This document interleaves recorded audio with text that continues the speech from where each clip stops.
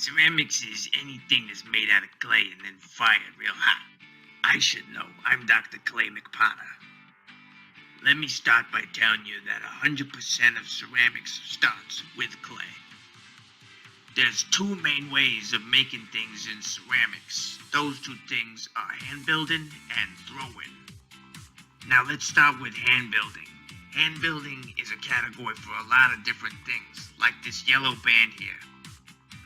First of all, we got coil construction. We're making little snakes and piling them up.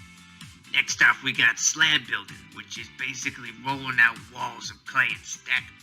And slump molding, which is using those walls of clay to drape over other objects to take their form. Last in the hand building category is pinching, which is like making little pots by pinching the walls and stuff. Kind of like you do if you was pinching this cute kid's face and stuff.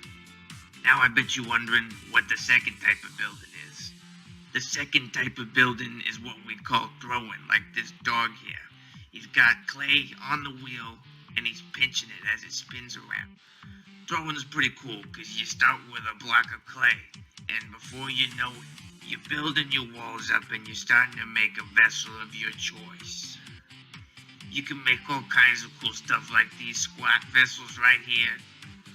Or you could even make some taller things like this, what we call vases and stuff. They can get really big, but careful you don't knock them over in your house. Now I bet you're wondering what you do with your stuff after you make it, or why I'm holding this yellow thing still. Well, I can answer at least your first question. After we make our projects, we put them in the kiln and fire them to really hot temperatures. Usually we fire this first round to about 1800 degrees and a little bit more than that. And then we let them hang out for a while. The reason we let them hang out for a little bit in the kiln is because they're real hot and you don't want to touch them. After they're real cool and you ain't gonna hurt your fingers, we're gonna take them out of the kiln and we're gonna do what we call is glazing. When you're glazing your pots, make sure not to hurt either your shoulders because you could do some damage. Then after your pots is glazed and stuff, we put them back in the kiln, except we go real hot this time, sometimes over 2000 degrees. After your glaze firing is all cool, you can get some pretty interesting colors on your ceramic pieces, just like all these beads here.